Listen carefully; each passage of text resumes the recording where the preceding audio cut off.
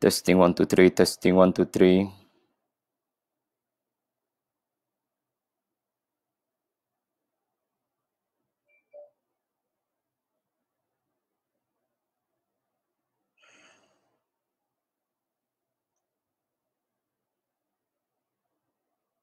Testing 1 2 3, testing 1 2 3.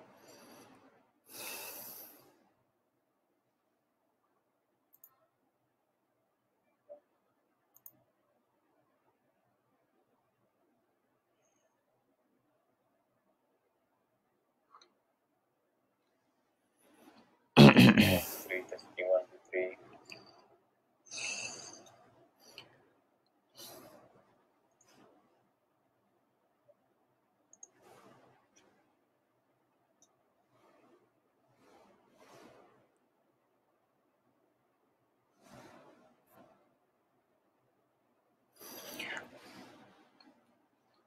Bismillahirrahmanirrahim.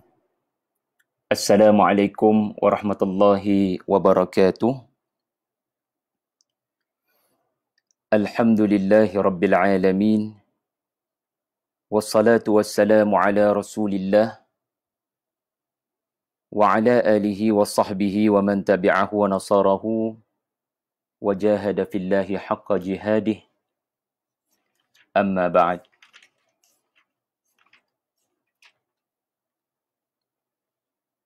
Terima kasih banyak-banyak kepada semua para penonton, sama ada di Tadabbur Center Facebook page ataupun di IG saya, Syahri Abdul Rahman. Pada pagi ini, saya berhasrat untuk mengupas satu topik yang berbunyi akhlak menghadapi musibah, yakni COVID-19. 7 teladan daripada surah Yusuf.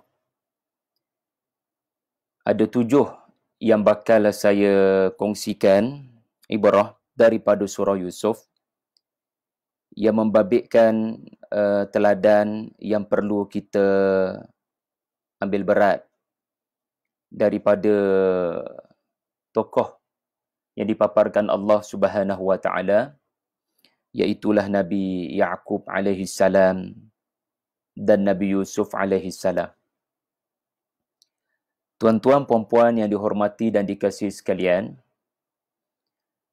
yang pertama sekali daripada 7 yang bakal saya sentuh adalah menjadi ayah yang dicintai. Apabila kita perhatikan ayat yang keempat, Bismillahirrahmanirrahim. Idza qala Yusufu li abihi Ya abati inni ra'aitu ahada 'ashara kawkaban wasyamsa wal qamar ra'aituhum li sajidin. Ayat yang keempat ini menceritakan tentang Yusuf berkata kepada ayahnya Yaqub alaihi salam mengenai mimpi yang telah dialami oleh Yusuf. Semua kita sedia maklum tentang mimpi yang dialami oleh Yusuf alaihi salam. Melihat 11 bintang, matahari dan bulan berada dalam keadaan sujud ke arah baginda. Tetapi daripada ayat yang keempat ini, satu perkataan penting yang mesti digarisbawahi, guna istilah Indonesia sikit, satu perkataan yang mesti kita bulatkan, yang kita kena highlightkan sebagai teladan yang mahu kita ambil, adalah perkataan abati. Ya abati. Iaitulah wahai ayah yang saya sayangi. Ayat yang keempat memang menjelaskan tentang mimpi yang dialami oleh Yusuf alaihi salam, tetapi sebelum mimpi itu diajukan soalan mengenainya kepada Yaqub. Perkara pertama sekali yang Allah Ta'ala rakamkan adalah Yusuf melafazkan kepada ayahnya bahawasanya ayah, saya mencintai ayah. Saya mengasihi ayah. Saya akan bercakap kepada ayah sebagai satu orang anak yang sangat mencintai ayahnya. Tuan-tuan, puan-puan yang dihormati dan dikasihi sekalian, ayah-ayah, ibu-ibu semua. Apabila kita baca ayat yang keempat ini, antara teladan yang boleh diambil adalah sejauh mana selepas perintah kawalan pergerakan, di mana kita duduk di rumah bersama dengan anak-anak. Kita tidak ke mana pun. Kita, isteri dan anak-anak, duduk dalam rumah, tidak keluar. Maka tanyalah satu soalan. Selepas 2 minggu, saya pun tak ingat dah berapa lama duduk dalam rumah ni. Selepas beberapa lama, tanyalah satu soalan. Ada tak berlaku peningkatan kepada kasih cinta anak kepada ayah? Bukanlah maksudnya anak itu melafazkan ayah, saya sayang sangat kepada ayah dari hari ke hari. Maksud saya adalah sejauh mana berlakunya situasi ayah yang sangat sayangkan anak sehingga anak merasakan kasih sayang ayah dalam bentuk ayah ni selalu bagi telinga kat kita.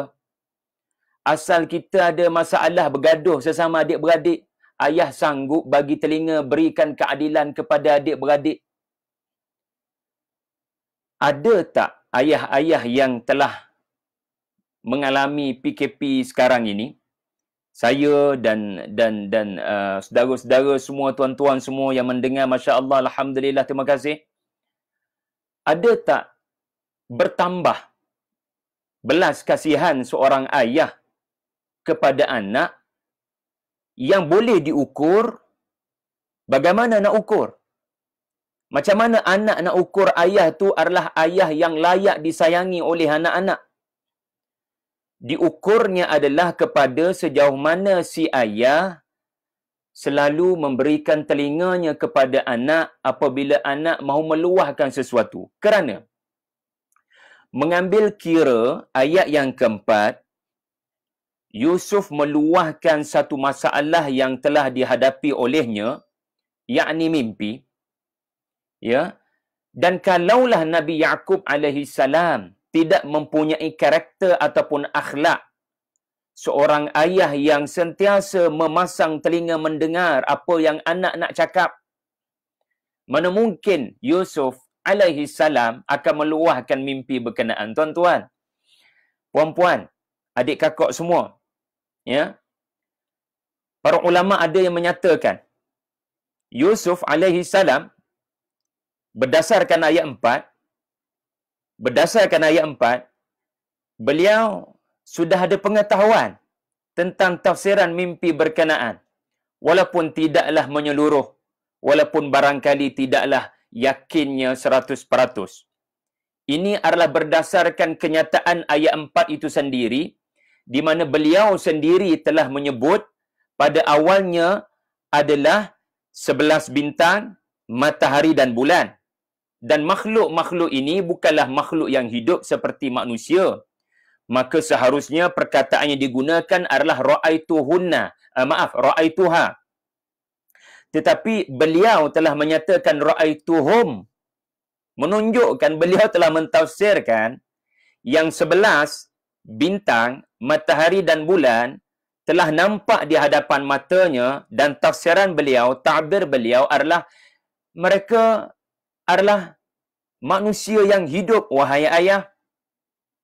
So Yusuf alaihi salam sudah ada sedikit kemampuan menta'bir mimpi beliau sendiri. Maknanya, ambo nak royaknya, dia tak kecek dengan ayah dia pun tak apa.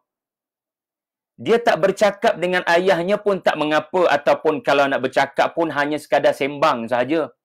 Tidaklah sampai nak meminta ayah, tenangkan saya dengan tafsiran ayah pula. Ya, saya tidak yakin dengan tafsiran saya. Tafsiran ayah pasti menenangkan. Ayah say something kepada apa yang telah saya alami. Tuan-tuan tolong komen ya kalau clear ataupun tak clear. Saya tengah bereksperimen dengan makhluk-makhluk yang melekat pada tubuh saya ni.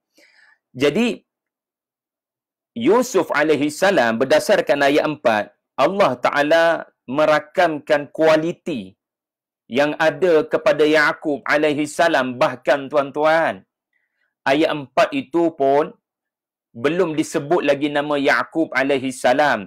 Kalaulah surah Yusuf ini seolah-olah kali pertama diturunkan, katakan baru pertama kali kita dengar pada hari ini, kita tak pernah kenal Yusuf alaihi salam, kita tak pernah kenal Yaqub alaihi salam, katakan begitu. Tiba-tiba hari ini kita diperdengarkan dengan surah Yusuf for the first time in our life. Kita telah dengar nama Yusuf, idza qala Yusuf, tetapi kita tak tahu siapa nama ayahnya. Nama ayahnya Yaqub memang disebut dalam surah Yusuf. Nama ayahnya Yaqub memang disebut dalam surah Yusuf. Pada ayat berapa tuan-tuan cari sendiri. Kat tengah-tengah surah Yusuf. Tetapi Allah merakamkan kualiti karakter akhlak seorang ayah. Idza qala Yusufu li abihi. Tanpa perlu menyatakan nama Yaqub. Ya, idza qala Yusuf li abihi. Tanpa perlu menyatakan idza qala Yusuf li Yaqub. Ini menunjukkan tokoh ayah di dalam Al-Quran. Antaranya adalah Yaqub alaihi salam.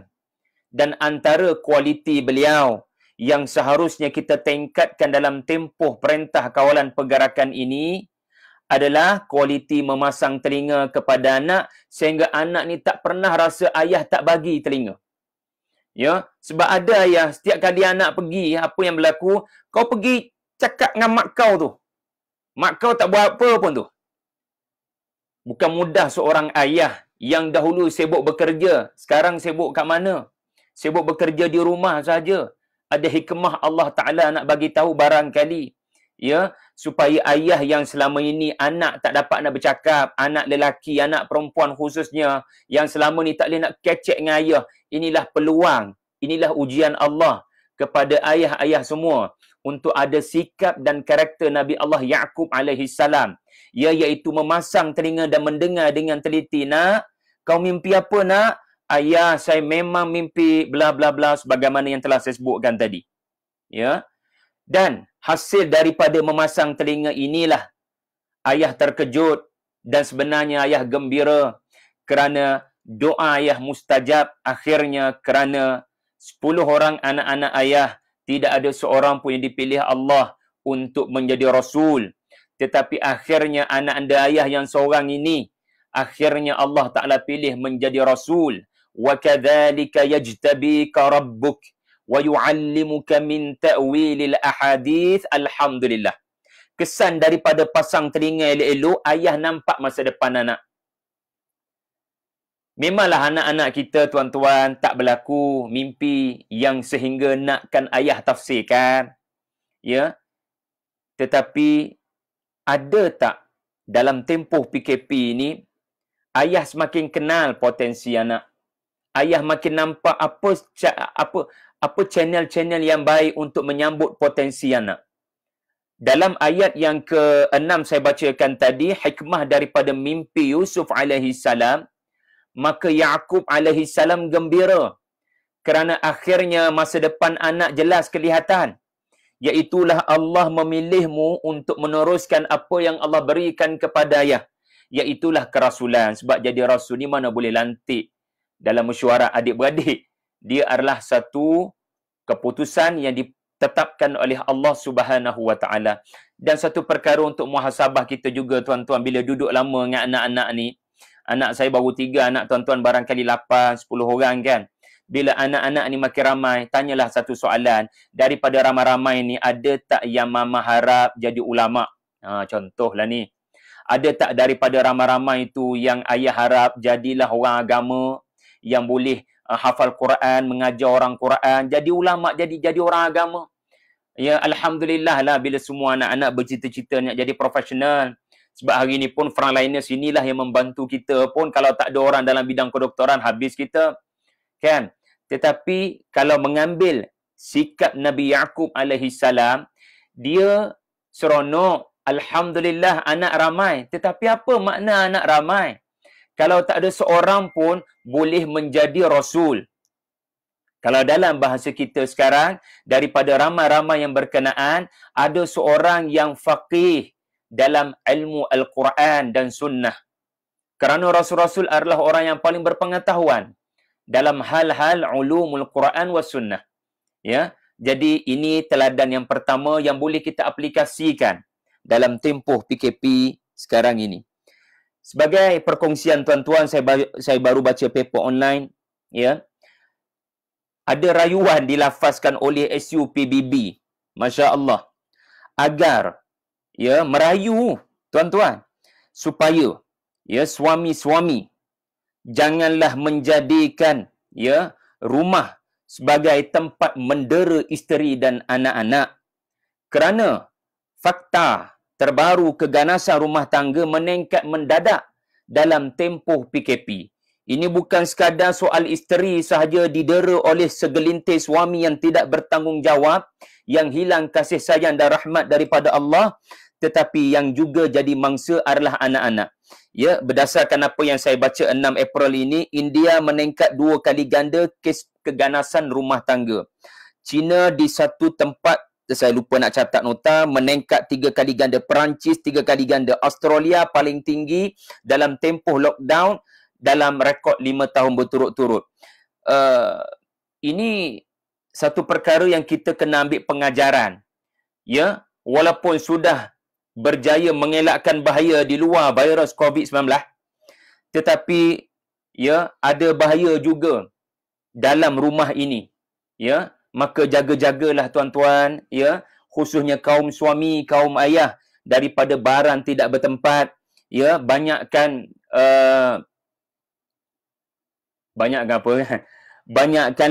ya membaca Al-Quran, menenangkan diri dengan memahami Al-Quran supaya ketika tempoh ujian ini barangkali ada banyak benda yang kurang senang berlaku, kita boleh memilih untuk bersabar dan bukan sebaliknya tangan ni terlepas pergi kepada anggota ahli keluarga kita. Ya, jadi ambil pengajaran daripada beberapa negara-negara yang saya boleh katakan tidak ramai kaum muslimin tadi. Ya, bila agama tidak ada dalam rumah, ya syaitan boleh datang untuk stay at home bersama-sama. Na'udzubillah. Ya, itu yang pertama, pengajaran yang boleh kita ambil daripada menjadi ayah yang dicintai, ya abati, ayat yang keempat. Yang kedua, tuan-tuan sekalian, ya, kalau ada soalan boleh ajukan, jangan segan, sama ada di IG ataupun di Facebook Tadabbur Center. Terima kasih pada yang menotakan semula apa yang saya sebutkan tadi. Yang kedua, rakan-rakan di IG dan rakan-rakan di Tadabbur Center, Surah Yusuf apabila kita baca ayat 23, dia mengajar kita untuk menjauhi pornografi. Jauhi perzinaan, apa yang disebut dalam hadis sebagai zina mata.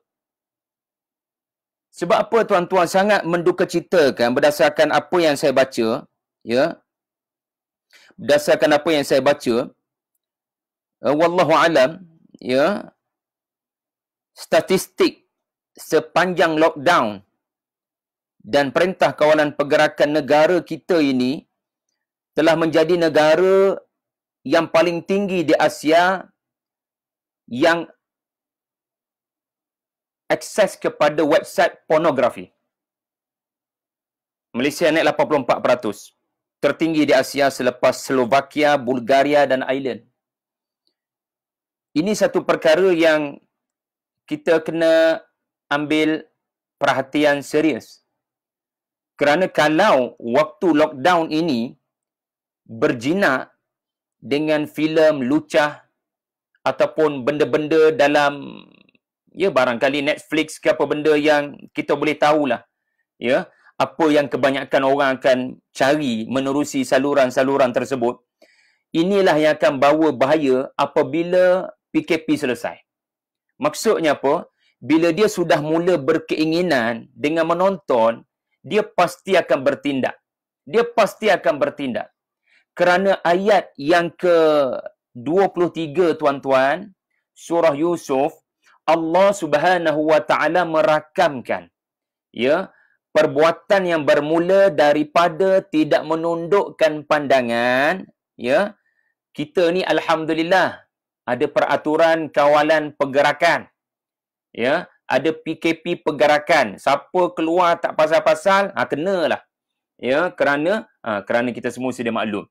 Tetapi ya, kerajaan bagi perintah kawalan pergerakan pada kita. Kita ni pun kena bagi perintah kawalan pergerakan mata. Usahlah menonton filem-filem ataupun website pornografi yang sebenarnya dirakamkan Allah Subhanahu wa taala segala apa yang kita lakukan senyap-dik, walaupun tak ada orang tengok, dalam bilik bersendirian, tidak pula berkahwin lagi, maka jaga-jagalah apa yang kita buat, ya, daripada tidak menundukkan pandangan. Dan bila sudah berkeinginan, syahwat sudah menunggang tubuh ini, ya, ammaratum bisu, ya, syahwat sudah menunggang kita, masa ni kita dengan binatang dah tak ada beza, na'udzubillah tuan-tuan. Maka lepas PKP nanti nak cari mangsa, na'udzubillah. Maka jagalah diri kita daripada zina mata ini, sebab zina mata inilah yang boleh melorongkan kepada zina yang sebenar, yang sangat terkutuk di sisi Allah Subhanahu wa taala, yang merosakkan nasab keturunan. Allah Taala rakamkan pada ayat 23. Step by step Imra'atul Aziz akhirnya tumpas dan terlanjur, ya, sampai hilang maruah dirinya sebagai orang yang terhormat, isteri Al-Aziz.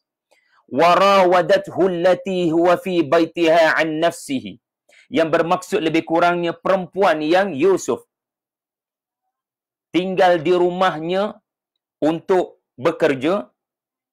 Dia pada peringkat yang pertama, ya, warawadathu, dia selalu menggoda dengan pelbagai usaha yang diharapkan tidak boleh dikesan oleh Yusuf, kerana para ulama kata dia tidak ghaddul basar.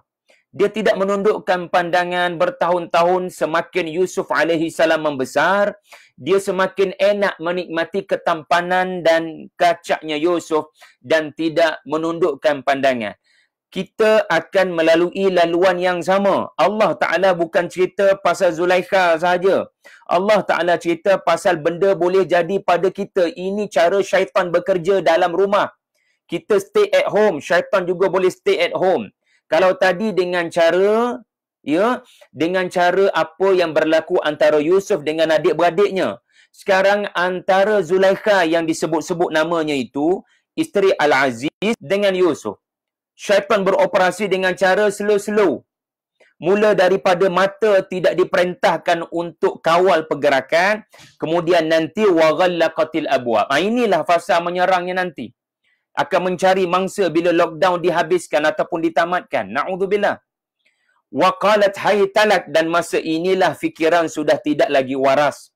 Kerana dalam fikirannya hanyalah mahu kepada perbuatan berkenaan.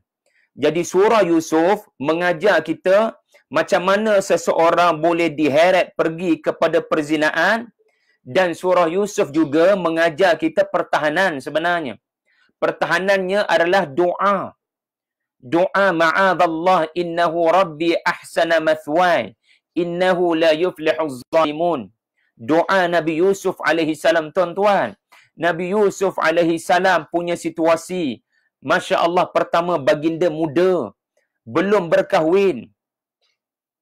Sangat muda belia, belum berkahwin. Yang kedua, baginda bukan duduk dekat dengan mak ayah.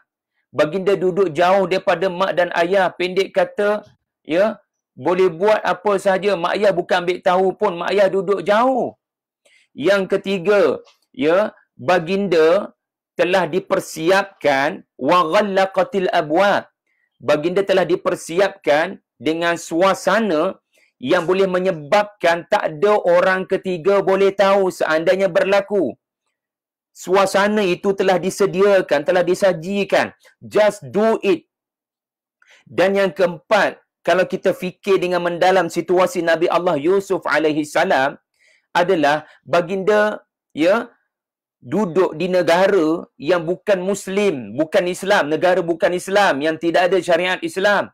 Dan baginda boleh memberi alasan terpaksa melakukan kerana arahan daripada isteri majikan. Tetapi akhirnya Yusuf alaihi salam berdoa, dan doa ini memberikan kekuatan kepada baginda untuk mengelak dan melarikan diri. Kekuatan tu yang kita nak ada dalam tempoh PKP ni, tuan-tuan. Ya, tidak sedikit kes-kes yang saya dengar daripada kawan-kawan yang bekerja di Kementerian Wanita. Dalam tempoh PKP inilah gangguan seksual tu datang. Dalam bentuk WhatsApp, dalam bentuk PM, dalam bentuk macam-macam. Sebab apa? Sebab dekat rumah duk tengok benda tu. Tak nampak ada syaitan sedang memperdaya dan tak nampak catatan malaikat adalah sebagaimana perbuatan Imra'atul Aziz dicatat dengan terperinci. Tuan-tuan baca cerita isteri Al-Aziz yang popularnya nama Zulaikha ini, 23, 24, ya, sangat terperinci sehingga benda dalam hati pun Allah Ta'ala rakam. Walaqad hammat bihi. Dia sangat himmah, dia sangat mahu melakukan perbuatan berkenaan kepada Yusuf. Allah Ta'ala bukan hanya rakam yang tersurat nampak dengan mata, Allah Ta'ala rakam juga benda dalam hati, ya, si isteri Al-Aziz berkenaan. Maknanya bagaimana Allah catat perbuatan isteri Al-Aziz yang tersurat dan yang tersirat, Allah yang sama, malaikat yang sama mencatat apa yang kamu buat dan apa yang terlintas dalam benak hati sanubari kamu selepas menonton 18XX berkenaan. Itu yang kedua, mudah-mudahan kita ambil peringatan insya-Allah daripada ayat 23-24 surah Yusuf. Kemudian yang ketiga, tuan-tuan, ada 7 belaka ni, ya. Yang ketiga, kita boleh belajar daripada surah Yusuf yang boleh kita aplikasikan dalam tempoh PKP lockdown ini adalah membuat simpanan jangka panjang. Ini kita bincang bab ekonomi sikit. Sebab kita faham kita sekarang berada dalam keadaan yang sangat, ya, meresahkan. Ya, pendapatan yang sangat meresahkan. Ya, tidak sedikit kawan-kawan kita yang hilang kerja, dibuang kerja. Ya. Di dalal yang ketiga ini kita memerlukan ayat 47. Ayat 47. Kerana ayat 47 Yusuf alaihi salam telah menyarankan dari dalam penjara. Baginda bukan hanya mentafsirkan mimpi Raja Mesir. Baginda mencadangkan pelan bertindak agenda pembangunan Mesir 15 tahun. Terima kasih Al-Aziz kerana expose ilmu ekonomi kepada Yusuf alaihi salam dalam tempoh 20-30 tahun baginda membesar dalam istana Al-Aziz. Walamma balagha ashuddahu atainahu hukman wa ilma. Jadi antara perkara yang boleh kita pelajari daripada ayat 47 iaitulah Yusuf alaihi salam berkata qala tazra'una sab'a sinina da'aban fama hasadtum fadaruhu fi sumbulihi illa qalilan mimma ta'kulun. Yusuf alaihi salam telah menegaskan kepada Raja Mesir menerusi mimpi Raja Mesir bahawasanya Mesir akan mengalami subur 7 tahun. Tetapi jangan terperangkap dengan zon kesuburan Sungai Nil 7 tahun. Kehijauan, kesuburan di sana sini jangan terperangkap dengan zon selesa. Barangkali sekarang kita masih ada duit, tuan-tuan. Alhamdulillah, barangkali ada simpanan. Ya, seminggu sekali keluar, suami pergi beli barang-barang untuk cukupkan 1 minggu tempoh bertahan. Tetapi, ya, kita perlu ada sikap Nabi Allah Yusuf alaihi salam, iaitulah pertama sekali baginda berkata, da'aban, hendaklah kalian menuai, hendaklah kalian bekerja lebih kuat daripada biasa. Kena bekerja lebih kuat daripada biasa-biasa. Sebab apa? Dulu barangkali kalian bekerja, kais pagi makan pagi, kais petang makan petang. Tetapi sekarang kalian kena kerja lebih sedikit supaya bukan setakat kalian dapat makanan untuk kalian dan keluarga kalian dan jiran kalian, tetapi kalian boleh ada simpanan. Yang penting simpanan tu nanti untuk 7 tahun kemarau kedua nanti, yang mana tak ada setitis air hujan akan turun. Waktu tu kamu tak ada yang boleh makan, akan ada yang mati kebeluran unless dia telah menyediakan simpanan. Jadi antara yang boleh kita pelajari, yang boleh kita amalkan berdasarkan pesan Nabi Allah Yusuf alaihi salam ini adalah pastikan ya kita tidak boros berbelanja. Ya, kita ada duit sekarang tetapi kena ingat bahaya akan datang. Tidak sedikit pakar-pakar ekonomi berkata, suram ekonomi negara ini sampai hujung tahun. Kita kena bersedia dengan pelbagai kemungkinan. Dengan pelbagai kemungkinan, kita kena bersedia dengan pelbagai cara lain. Cara-cara lain untuk membina pendapatan. Tetapi asasnya adalah yang pertama sekali, mesti kerja lebih kuat daripada biasa. Jangan banyak tidur dalam tempoh lockdown ini hanya kerana masih dapat pendapatan, masih dapat gaji, masih dibayar oleh majikan, masih boleh bekerja daripada rumah. Kita kena bekerja lebih kuat da'aban. Maksud saya kena ada cara-cara lain. Barangkali ini hikmahnya untuk Allah Ta'ala, ya, berikan kita, untuk kita mohon daripada Allah agar ilhamkan. Ada tak cara lain untuk membina pendapatan?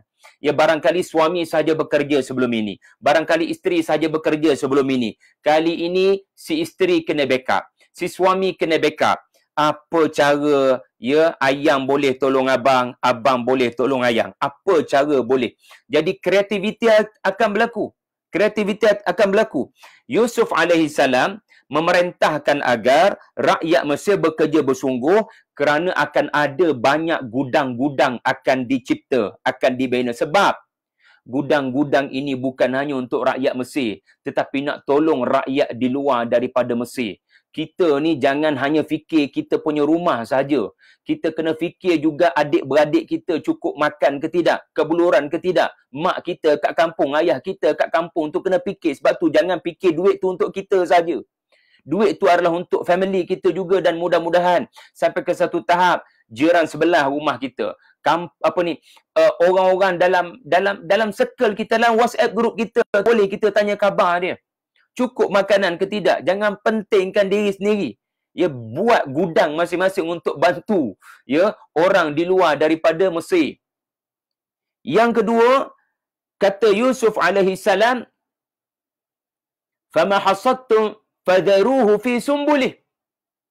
Dan bila kamu tuai, jangan pisahkan daripada tangkai. Di sini kita ambil pengajaran, utamakan kualiti makanan berkenaan. Sama ada kita simpan makanan, ya, kita simpan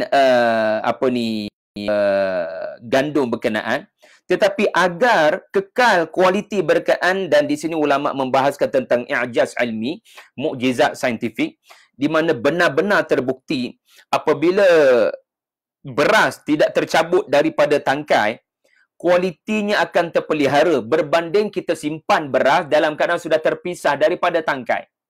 Ya, gandum yang sudah terpisah daripada tangkai. Makanya Yusuf alaihissalam nak bagi nasihat pada kita dalam tempoh kritikal ini, kamu kena simpan, tetapi pastikan jangan kamu simpan benda yang boleh expired. Kena cuba sedaya upaya memikirkan cara boleh simpan untuk jangka panjang. Sentiasa kena kenal pasti dah expired ke belum benda kita simpan. Dan pada masa yang sama kita belajar satu perkara, utamakan dalam tempoh sekarang makanan-makanan yang sihat. Janganlah kita bebas daripada COVID tapi datang penyakit lain sebab duduk lama dalam rumah, kita dapat penyakit yang tak patut kita dapat sebelum ini. Ya, seperti bila makan terlalu banyak benda manis, tuan-tuan pun tahu apa penyakit boleh datang. Jadi jaga kesihatan.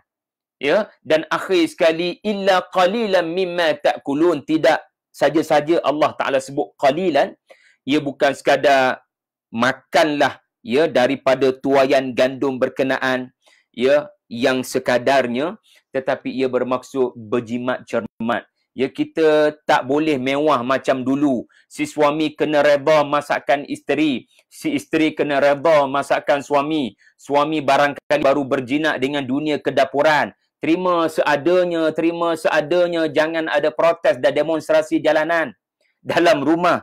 Ya, sebab kita tak boleh lagi nak hidup mewah macam dulu-dulu. Ya, belajar untuk jadi orang miskin pada waktu ini. Kerana barangkali kita sudah rasa kita kaya sangat sebelum ini, tuan-tuan. Sampai sikit-sikit western, sikit-sikit 100-200 hilang macam tu saja makan malamnya. Itulah yang serba sedikit kita belajar. Daripada yang ketiga, membuat simpanan jangka panjang. Daripada surah Yusuf pula, saya belajar yang keempat. Surah Yusuf mengajar saya penting merancang untuk elak bahaya akan datang. kena ada rancangan. Dan kadang-kadang rancangan ini tak perlu pun. Kerajaan, Kementerian Kesihatan sudah mengumumkan cara-cara nak mengelakkan bahaya. Alhamdulillah. Jangan jatuh ke lubang yang sama 2 kali. Jangan jatuh ke lubang yang sama 2 kali. Pengalaman-pengalaman orang yang kena, ambil teladan. Ya, ambil teladan. Ya, kalau kita perhatikan dalam ayat 66, secara ringkasnya, Nabi Yaqub alaihi salam telah meminta anak-anak untuk membuat bai'ah, perjanjian bertulis, akor janji, 10 orang tu kena tanda tangan, katakan begitu, ya wallahu alam, untuk berjanji memelihara Bunyamin dalam perjalanan ke Mesir. Apa pun jadi, Bunyamin kena jaga molek, jangan apa-apa jadi pada dia. So mereka mengambil perjanjian. Soalan, kenapa Yaqub alaihi salam ya mengambil perjanjian daripada anak-anaknya 10 orang apabila baginda dengan berat hati menyerahkan Bunyamin kerana Al-Aziz Mesir telah meletakkan syarat gandum hanya akan diperolehi jika Bunyamin ada bersama. Sedangkan sebelum ini 30 tahun lepas ketika Yusuf AS keluar bersama abang-abang yang sama, tidak ada pun perjanjian ini. Ini menunjukkan Yaqub AS belajar daripada kesilapan silam. Ya, Yaqub AS tidak mahu masuk ke dalam lubang yang sama 2 kali. Dulu dia sudah habis ikhtiar memberi alasan serigala dan seumpama dengannya, tetapi akhirnya melepaskan kerana mengelakkan konflik dengan anak-anak. Tetapi kali ini Yaqub mengambil ekstra, ya, protection punya plan. Iaitulah ayah tak akan lepaskan Bunyamin hanya dengan tawakal, ayah akan lepaskan dengan kaedah-kaedah tertentu agar bahaya yang pernah menimpa Yusuf tidak menimpa Bunyamin. Kalian 30 tahun dahulu dalam hati seorang ayah barangkali berbisik begitu. Mereka ni kalau duduk sekali, masa inilah hasut menghasut pun datang. Benda ni yang barangkali mereka buat kepada Yusuf AS 30 tahun lepas. Bila ada geng, bila ada gangster punya geng ni, orang yang baik pun jadi tak baik. Ya, yang neutral pun boleh jadi memihak. Yang tak pernah duku kepala orang mula nak duku kepala orang sebab dia duduk dalam geng dia. Maka sebagai langkah mengelakkan bahaya, maka Yaqub meminta mereka berbai'ah, mereka melafazkan dengan lafaz, ya, Allahu ala ma naqulu wakil. Mereka bersumpah atas nama Allah untuk tidak melakukan apa-apa keburukan kepada Bunyamin dan ia berlaku dalam bentuk bertulis. Dan strategi yang kedua untuk mengelakkan bahaya bukan hanya kepada Bunyamin tetapi kepada 11 orang anak-anak ini, Yaqub AS berpesan kepada anaknya pada ayat seterusnya 67, nak jangan masuk Mesir dalam satu kumpulan yang satu. Masuklah ke Mesir dari pelbagai pintu. Ya, pecahkan diri kamu. Jangan duduk berhimpun sekali. Ya, duduk jauh-jauh kerana kebimbangan kepada adanya ain, adanya hasad dengki daripada rakyat Mesir, adanya penyakit ain yang boleh menimpa kalian, maka ayah merancang strategi elak bahaya. Kat sini kita belajar apa tuan-tuan puan-puan sekalian di IG saya dan di FB Tadabbur Center? Yaqub alaihi salam bukankah seharusnya bertawakal kepada Allah? Baik buruk sudah ditentukan Allah. Ya, tak perlu buat strategi ini semua sebab Allah Ta'ala sudah menetapkan takdir. Tak tuan-tuan, bukan itu konsep yang diajar oleh Nabi-Nabi kita. Quran ajar kita, ya, sunnah ajar kita, ya, ada certain situasi, ya, ada certain situasi dan itulah situasi kita sekarang, masjid pun tak boleh pergi. Kerana ia adalah strategi untuk mengelakkan bahaya daripada terus tular. Ya, hatta masjid rumah Allah pun yang bernama Kaabah pun, ya, kita tak boleh nak pergi. Jadi kenapa sampai tahap begitu? Kerana syarak ini mengambil penegasan agar ia berikhtiar untuk mengelakkan bahaya. Bukan tawakal membuta tuli lalu berkata, kami hanya takut Allah. Kami tak takut coronavirus. Ini bukan statement orang yang faham Quran dan faham kisah Nabi Ya'qub. Nabi-Nabi mengambil langkah berikhtiar. Dan Nabi-Nabi ni satu lagi perkara yang kita belajar. Walaupun mereka mengambil langkah berikhtiar, mereka tetap reserve satu prinsip di mana kalau jadi juga ia adalah ketentuan Allah yang tadbir manusia tidak boleh mengatasi. Ayah hanya merencana, tapi rancana ayah tak boleh memelihara kalian daripada apa yang telah Allah Ta'ala tetapkan. Sebab itulah Nabi Ya'qub berkata, Nabi Ya'qub berkata, وَمَا أُغْنِي عَنْكُمْ مِنَ اللَّهِ مِنْ شَيْءٍ. Dan kesan daripada ucapan inilah Ya'qub punya kekuatan untuk redha apabila akhirnya strateginya agar anak-anak masuk dari pelbagai pintu tidak mampu mengelakkan Bunyamin daripada ditahan oleh kerajaan Mesir. Ayah dah buat macam-macam, tuan-tuan. Ayah dah buat macam-macam. Akhirnya Bunyamin itulah yang kena. Sebagaimana Yusuf dulu yang kena. Ayah dah habis ikhtiar agar Bunyamin selamat. Kita tak boleh mengatasi apa yang Allah dah takdirkan. Di mana Bunyamin akan berada di Mesir, yang lain kena pulang. Ayah redha, sebab tu ayah dah reserve awal-awal. Dia seumpama suami yang pergi beli barang, ambil langkah berjaga-jaga, hand sanitizer dalam poket dia, glove, mask, social distancing. Tetapi kita kena ingat, mati adalah makhluk yang telah Allah Ta'ala tetapkan waktunya. Ada orang telah mengambil langkah berjaga-jaga tetapi kena juga. Ada orang walaupun telah mengambil langkah berjaga-jaga tetapi boleh meninggal dunia bukan dengan penyakit COVID ini, tuan-tuan. Makanya kita ini pertengahan. Kita kena ambil langkah berjaga-jaga, pada masa yang sama kita kena ingat mati boleh datang pada bila-bila masa. Yang berlaku, ada perkara yang Allah Ta'ala tetapkan, la yusibana illa ma kataballahu lana. Ada yang Allah Ta'ala dah tetapkan. Jadi kerja kita bukan meramalkan takdir. Kerja kita adalah berikhtiar seperti apa yang diungkapkan oleh Umar Al-Khattab. Kita melarikan diri dari satu takdir ke takdir yang baru.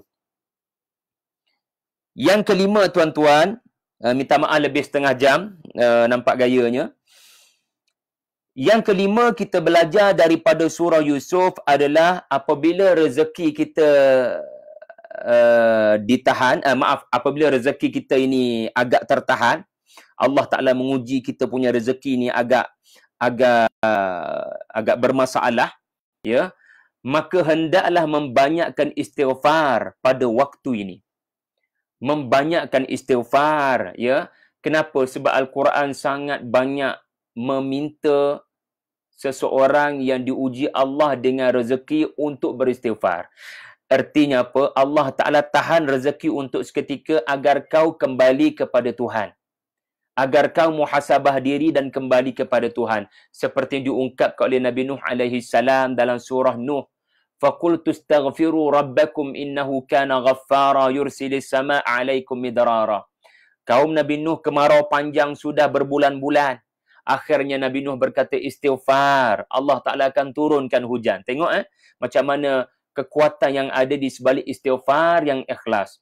Sama juga dengan apa yang Allah Ta'ala sebut dalam surah Asy-Syura. وَمَا أَصَابَكُم مِّن مُّصِيبَةٍ فَبِمَا كَسَبَتْ أَيْدِيكُمْ وَيَعْفُو عَنْ كَثِيرٍ. Apabila berlaku satu musibah exactly kena pada kamu, sebenarnya ia adalah kerana perbuatan dosa kamu. Allah Ta'ala mahu mengampunkan banyak dosa-dosa kamu. Maksudnya apa? Jadikan musibah pendapatan, musibah rezeki sekarang sebagai peluang untuk membanyakkan istighfar. Berdasarkan ayat 88 surah Yusuf, ayat 88 surah Yusuf, tuan-tuan dibawa kepada satu senario di mana saudara-saudara Yusuf Saya ni memang banyak skip ya, sebab saya tak ada masa nak huraikan surah Yusuf. Tuan-tuan kalau faham overall cerita Nabi Yusuf dari awal hingga ke hujung akan fahamlah apa yang saya sedang ceritakan. Dalam satu senario ini, mereka datang kali ketiga ke Mesir dalam keadaan mereka sudah kurus kering dan tak ada barang-barang untuk ditukar dengan kerajaan Mesir. Mereka hanya mengharapkan belas kasihan sahaja daripada Al-Aziz Mesir. Mereka pergi dalam keadaan mengharapkan belas ihsan, dah tak ada barang untuk sistem barter dengan kerajaan Mesir. Sedangkan polisi kerajaan adalah kami tak boleh bagi gandum, melainkan kamu beri sesuatu yang bermanfaat kepada negara kami. Macam mana kami nak beri kalau kamu tak bawa apa-apa? Waktu inilah tuan-tuan, iaitulah ketika saudara-saudara Yusuf yang tak tahu siapa Al-Aziz berkenaan, tetapi mereka merayu kepada Al-Aziz berkenaan. Kami telah ditimpa kesengsaraan. Kami datang membawa barang-barang yang tidak berharga. Tolonglah penuhi permintaan kami yang memerlukan gandum dan sedekahlah kepada kami. Allah Ta'ala sangat suka orang-orang yang bersedekah. Waktu ini Yusuf alaihi salam mula bersuara. Qala hal alimtum ma fa'altum bi Yusuf wa akhihi id antum jahilun.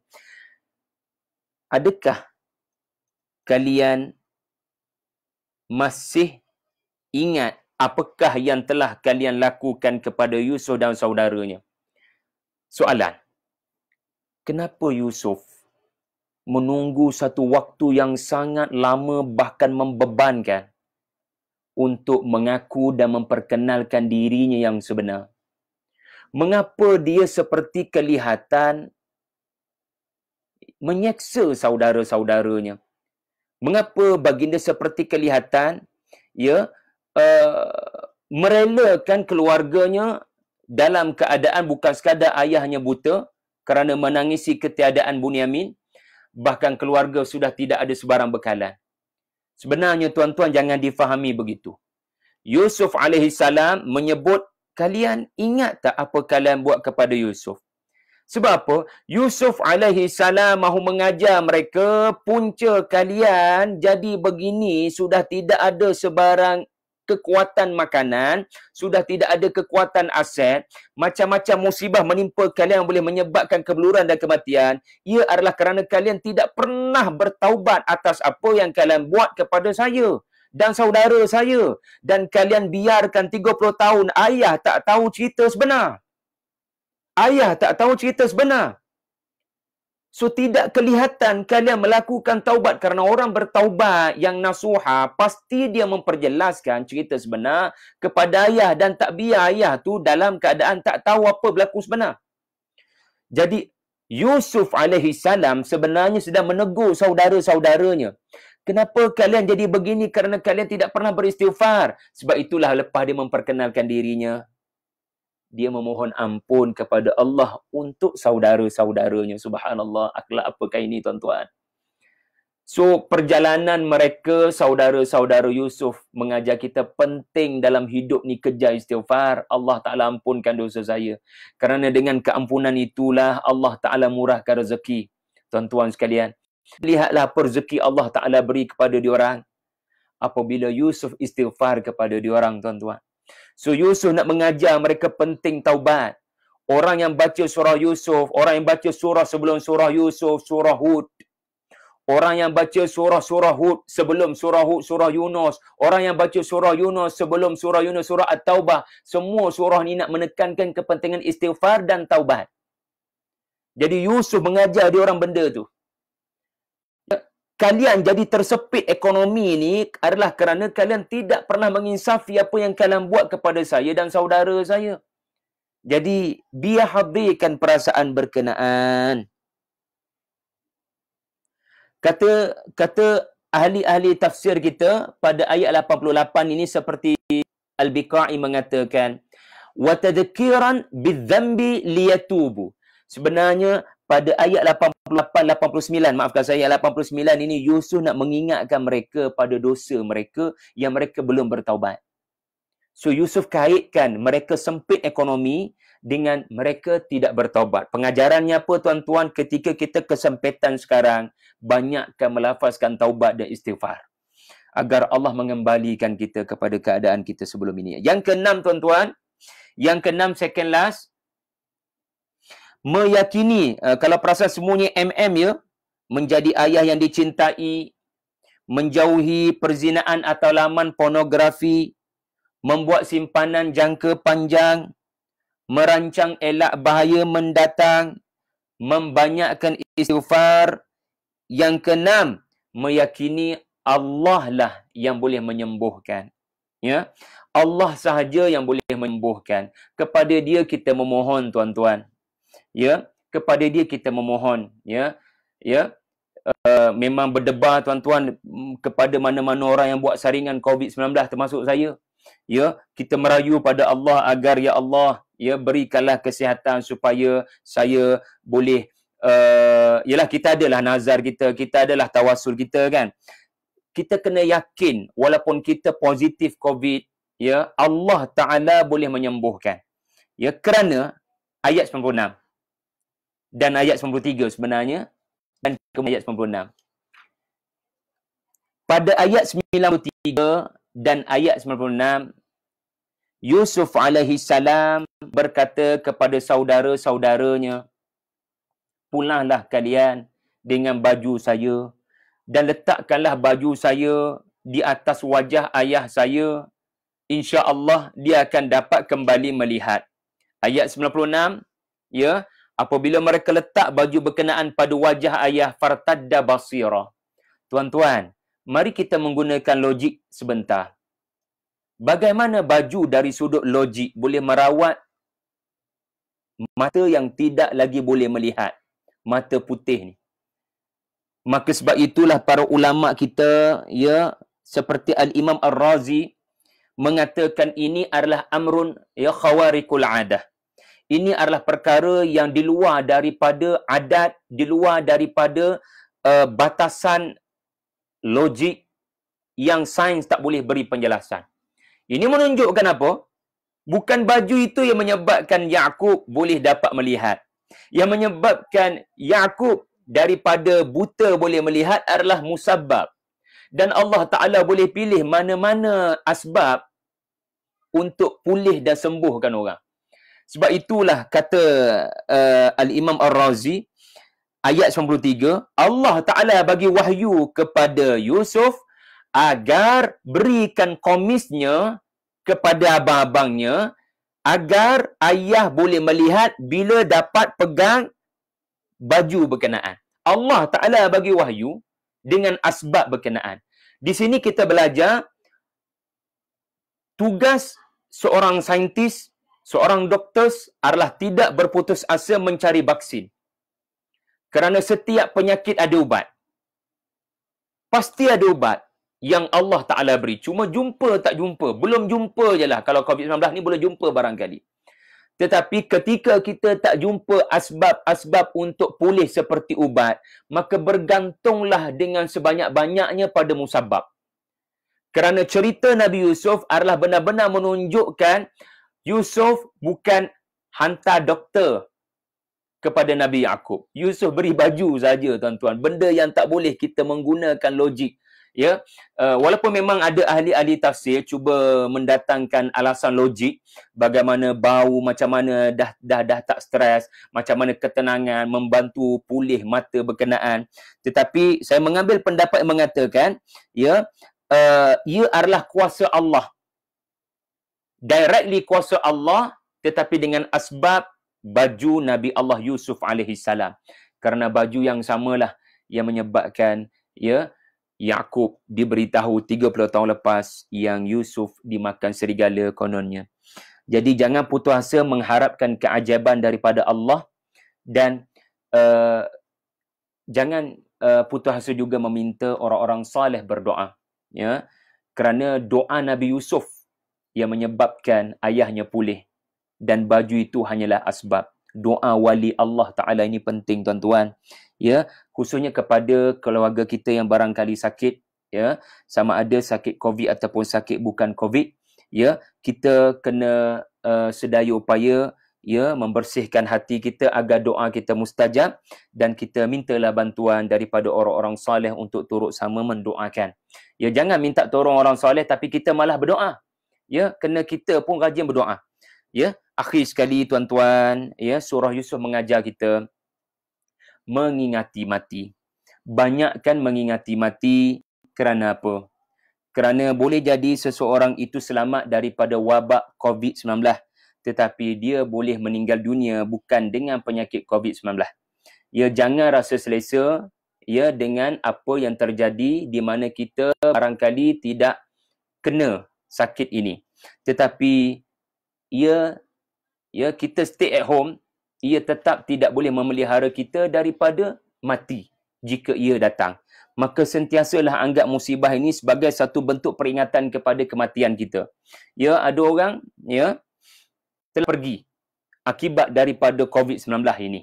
Ya, maka kita ambil sebagai peringatan, kita juga akan melalui jejak mereka. COVID itu hanyalah makhluk Allah, hanyalah asbab yang menyebabkan kematian. Sebenarnya Allah Ta'ala sudah menetapkan tarikh mati masing-masing, termasuk kita. Maka jadikanlah ya musibah ini sebagai peluang untuk kita membanyakkan proses mengingati mati. Ayat 101. Ya, ayat 101, dan ini yang terakhir daripada saya, dan saya akan tengok kalau ada soalan daripada tuan-tuan di IG ataupun FB.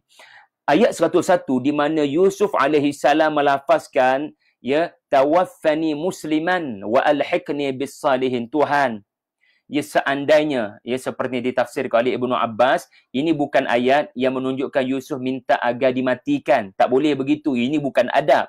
Tetapi ayat ini menunjukkan, ya, seandainya kau akan mewafatkan saya, maka wafatkanlah saya sebagai seorang Muslim dan letakkanlah saya ya dengan orang-orang yang saleh yang telah pergi.